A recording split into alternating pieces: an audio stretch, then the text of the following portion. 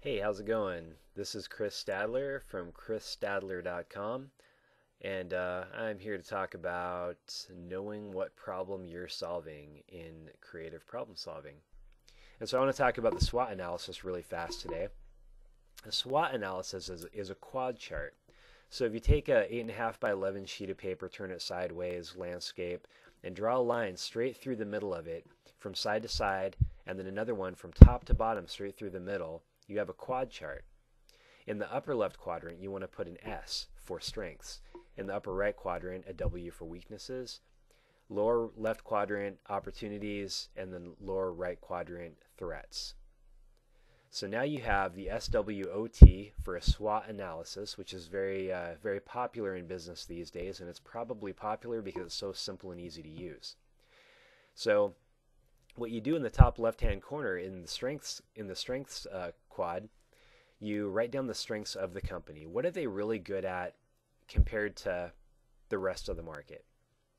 And then you look at the weaknesses and say, what are they bad at? What are just some things they're never going to be good at that are pertinent to what they do?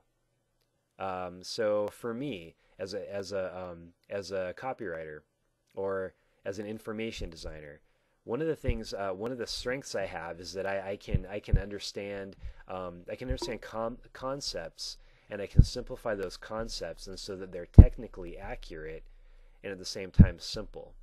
And that's a really big benefit to what I do. One of the weaknesses I have is that there are definitely a lot of designers out there who know a lot of tricks with these programs that I haven't quite learned yet.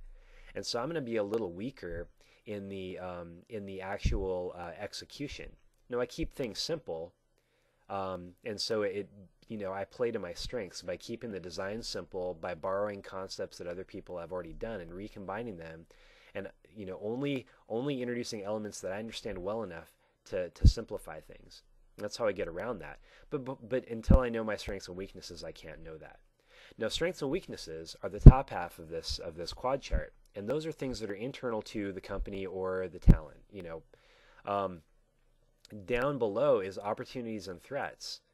Now, given your strengths and weaknesses, what are your opportunities and threats in the environment that you're working in? So, for me, my opportunities are to work with engineers because I love working with engineers because they have data, which is pretty neat.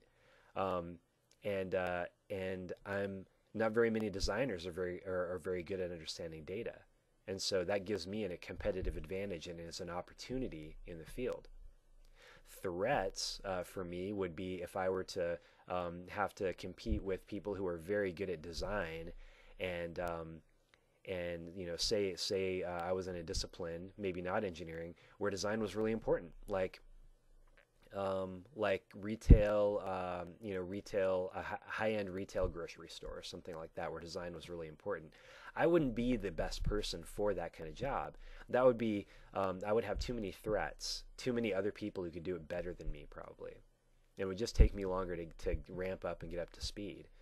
And so I don't do that because that's a threat. So I'm gonna move my business to a place where I'm selling what I do best in an area where there aren't very many people who do that very well. And my SWOT analysis helps me to understand where I need to be.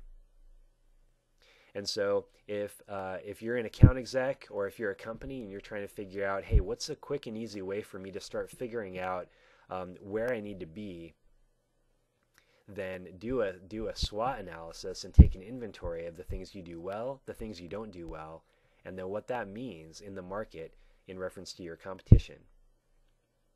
And I think that your advertising will be much better if you do that because it'll be focused, and people will understand what you stand for, and you'll be able to take leadership in whatever area that is.